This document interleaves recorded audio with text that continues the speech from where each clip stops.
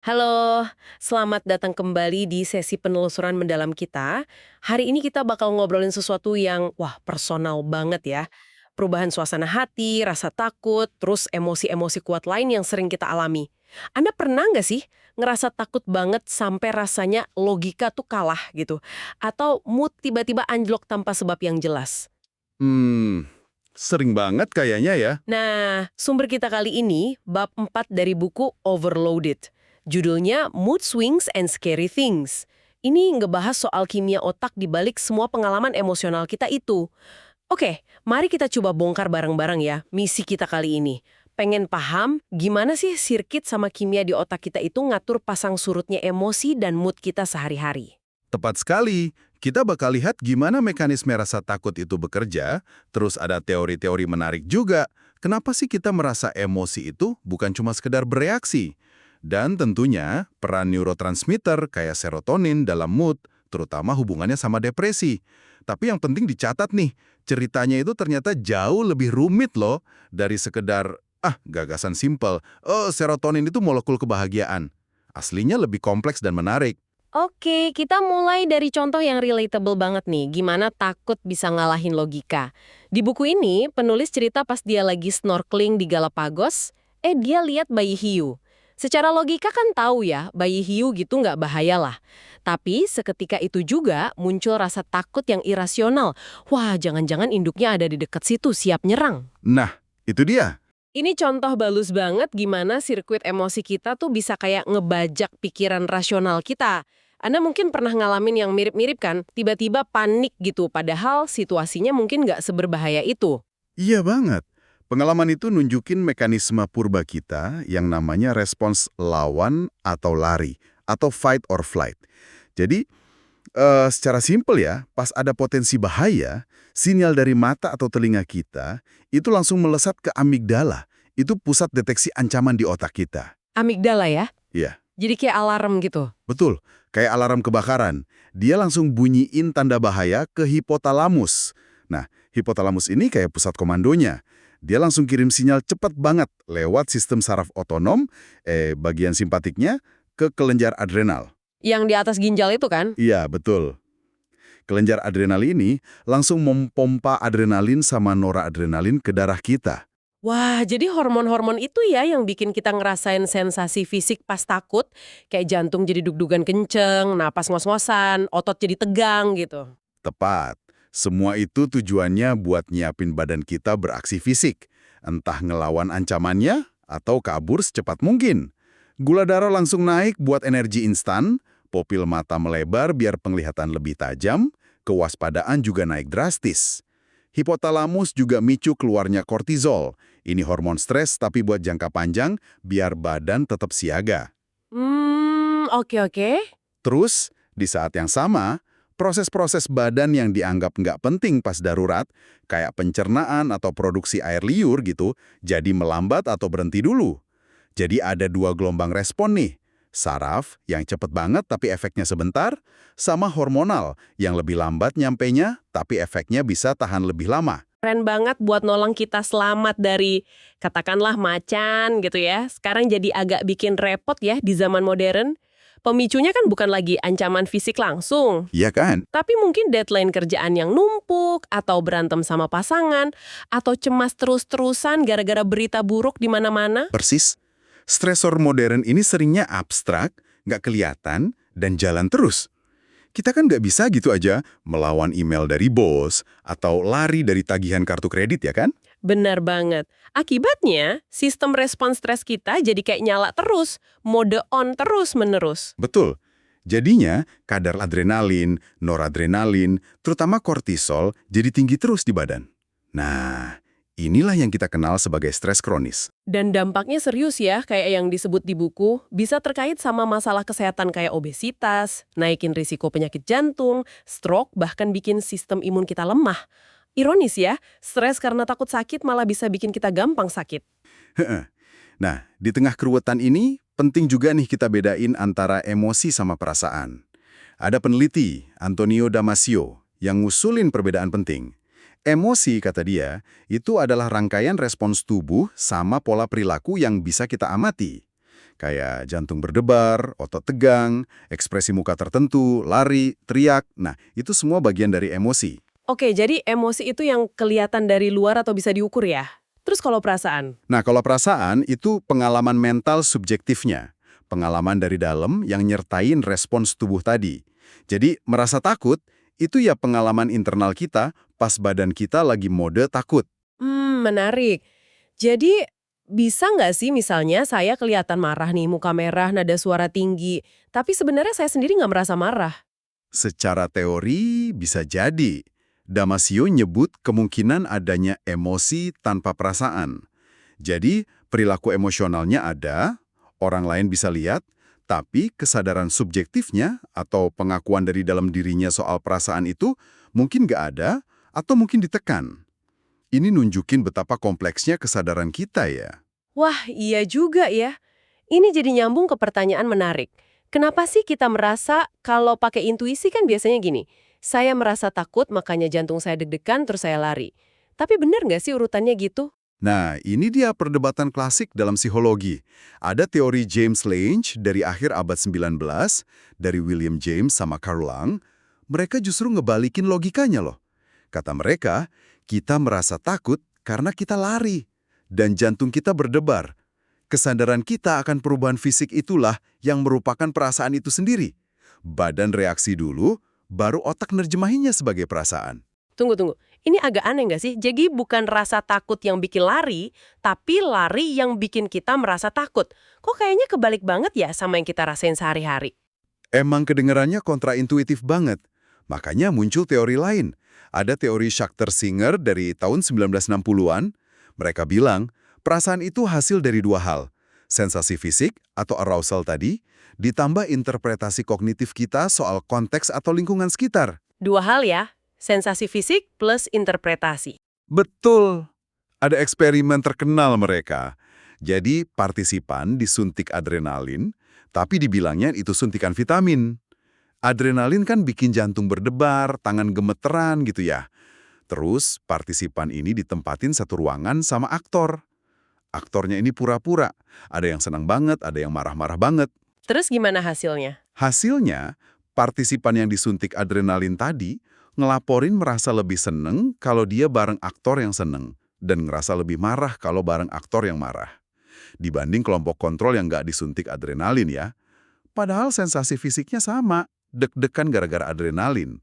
Tapi label emosinya tergantung contekan dari lingkungan. Wah, jadi tergantung kita ngasih label apa ke sensasi itu ya? Nah, ini kuncinya. Kalau partisipan dikasih tahu sebelumnya kalau suntikan itu bakal bikin jantung berdebar dan sebagainya, efek dari si aktor tadi hilang. Kenapa?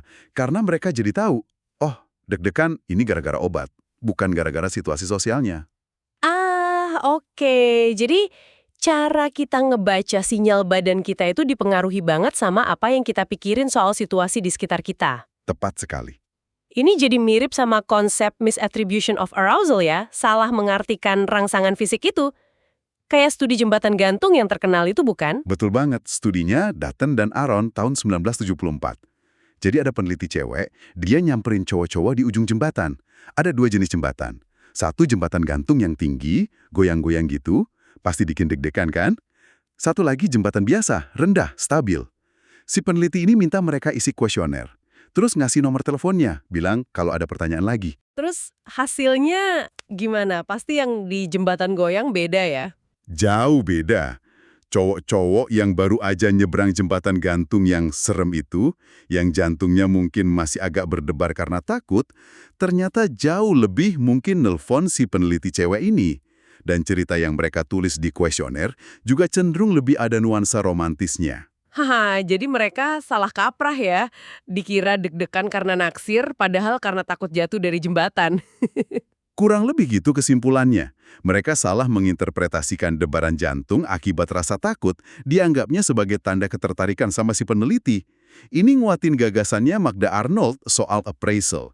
Kita tuh secara aktif menilai sensasi tubuh kita berdasarkan konteks buat nentuin emosi apa yang kita rasain.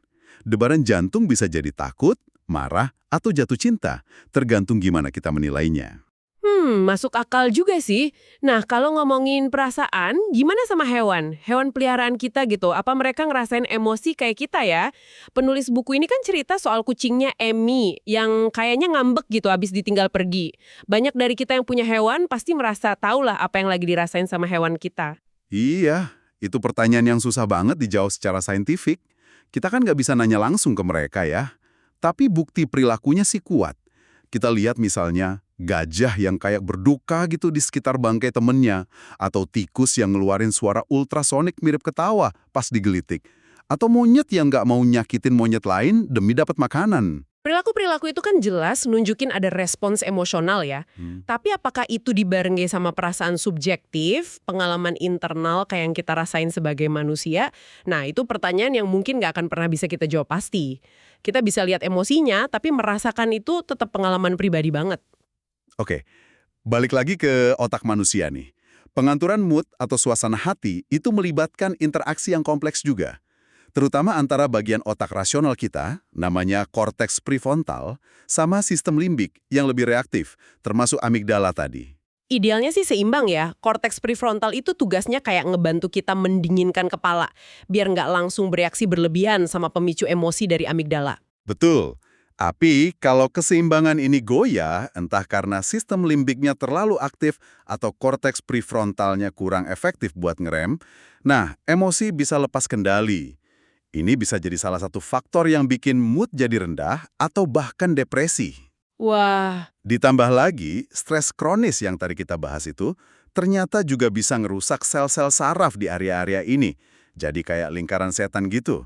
Stres bikin susah ngatur emosi bikin tambah stres. aduh rumit ya.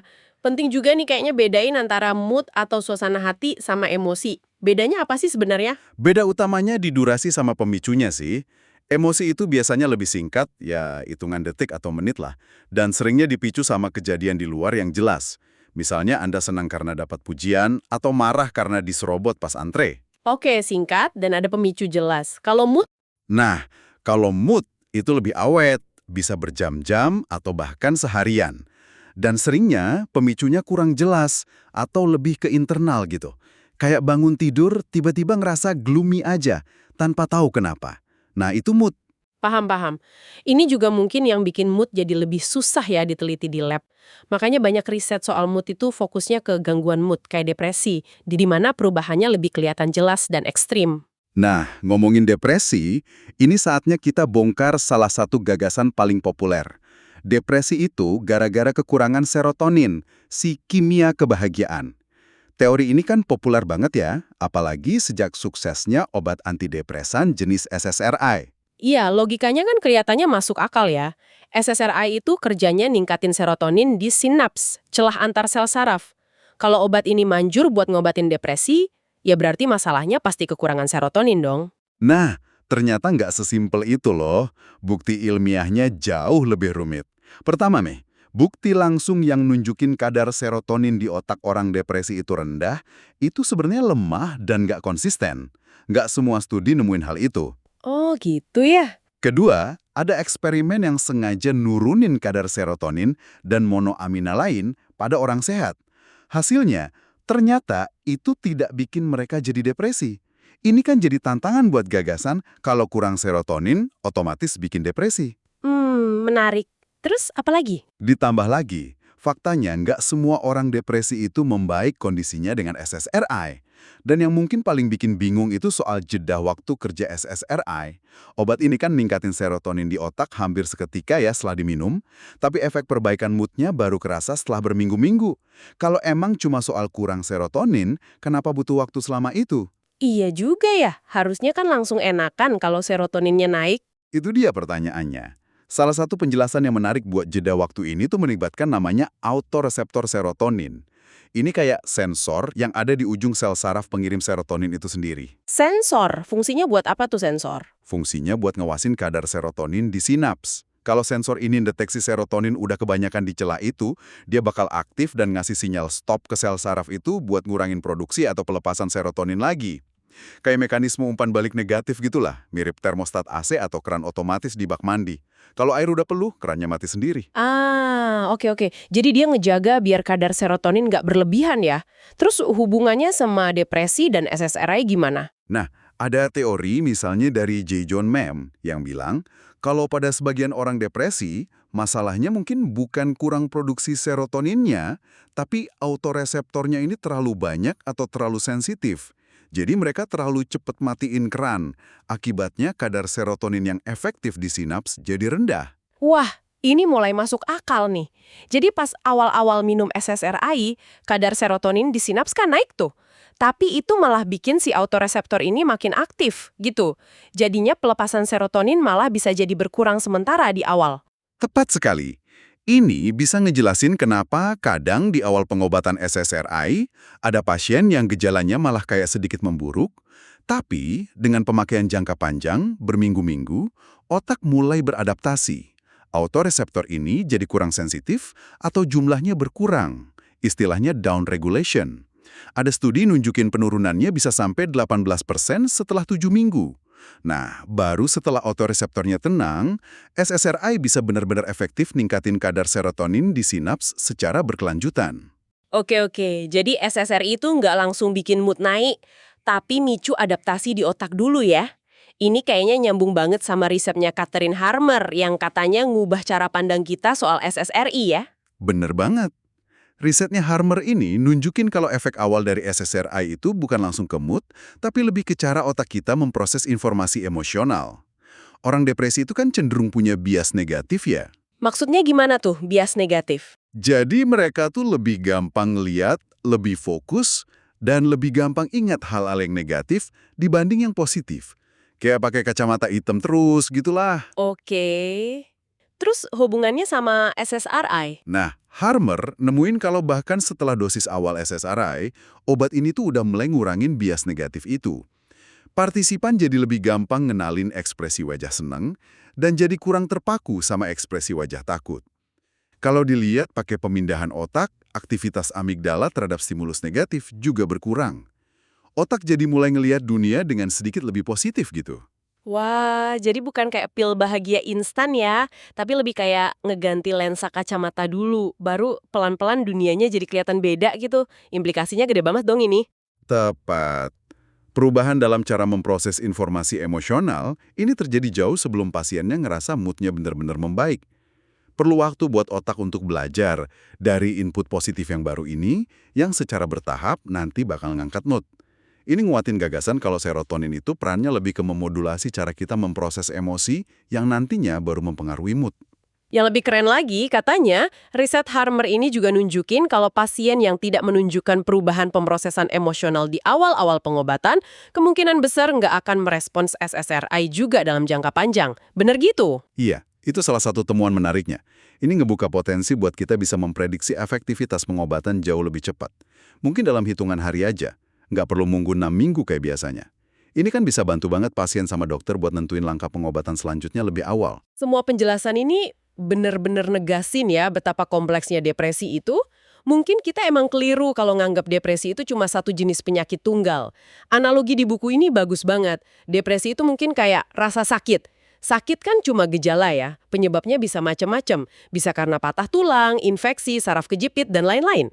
Ya, bisa jadi banget. Mungkin ada berbagai tipe depresi dengan dasar biologis yang beda-beda. Ada yang mungkin dominan terkait masalah serotonin, ada yang mungkin lebih ke peradangan atau inflamasi di tubuh, ada juga yang mungkin karena sistem respons stresnya yang kacau balau. Makanya pendekatan pengobatan yang personal jadi penting banget. Gagasan soal spektrum juga relevan ya di sini. Kayak autisme atau skizofrenia kan ada rentang gejalanya dari ringan sampai berat. Mungkinkah mood normal kita sehari-hari itu sebenarnya juga ada dalam satu spektrum dengan depresi? Ini bisa jadi ngejelasin kenapa tingkat ketahanan emosional tiap orang beda-beda ya dalam menghadapi kesulitan. Betul. Nah, terus pertanyaannya, apa dong yang bisa kita lakuin sehari-hari buat ngejaga mood kita? Berdasarkan pemahaman ini semua, buku ini ngasih beberapa tips praktis yang sebenarnya basisnya juga sains. Tidur cukup, pasti ya, itu nomor satu kayaknya. Kurang tidur udah jelas bikin amigdala kita lebih reaktif, jadi gampang marah atau sedih. Ya. Terus teknik relaksasi. kayak latihan pernapasan dalam, meditasi, yoga, atau tai chi. Ini semua bantu nurunin hormon stres kortisol, nenangin sistem saraf simpatik, dan bawa fokus kita ke saat ini. Nggak cemas mikirin masa lalu atau masa depan. Olahraga juga. Aktivitas fisik itu kan ningkatin faktor pertumbuhan saraf di otak, plus ngeluarin neurotransmitter yang bikin enak kayak serotonin, dopamin, sama endorfin. Satu lagi, latihan bersyukur atau gratitude. Bisa macam-macam caranya. Nulis jurnal syukur, meditasi syukur, atau sekedar nyempetin waktu tiap hari buat mikirin hal-hal baik yang udah kita terima. Ini secara aktif melatih otak buat fokus ke hal positif. Kuncinya berarti konsistensi ya. Kayak ngelatih otot aja, otak kita juga bisa dilatih buat jadi lebih tangguh, lebih positif, dan lebih tahan banting sama stres. Tepat sekali. Jadi kalau kita tarik kesimpulan nih, emosi dan suasana hati kita itu adalah hasil interaksi yang luar biasa kompleks. Melibatkan kimia otak, respons fisiologis tubuh kita, cara kita berpikir dan menafsirkan dunia di sekitar kita, plus pengalaman hidup kita juga. Jauh banget dari sekedar, oh ini kurang zat A atau kelebihan zat B. Wah, penelusuran kita kali ini benar-benar ngebuka mata ya soal betapa rumitnya mesin yang ada di dalam kepala kita ini. Ini membawa kita ke pertanyaan terakhir nih buat Anda renungkan. Dengan kita jadi lebih paham soal dasar biologis dari rasa takut dan perubahan mood kita, apakah ini bikin Anda merasa jadi lebih punya kontrol atas itu semua? Atau malah sebaliknya, jadi ngerasa kayak kita ini cuma boneka dari molekul-molekul kimia di otak kita? Dan gimana pemahaman ini bisa kita pakai buat ngadepin tantangan emosional dalam hidup kita sehari-hari dengan lebih bijaksana? Terima kasih banyak sudah menyimak penelusuran mendalam kita kali ini. Sampai ketemu lagi di pembahasan berikutnya ya.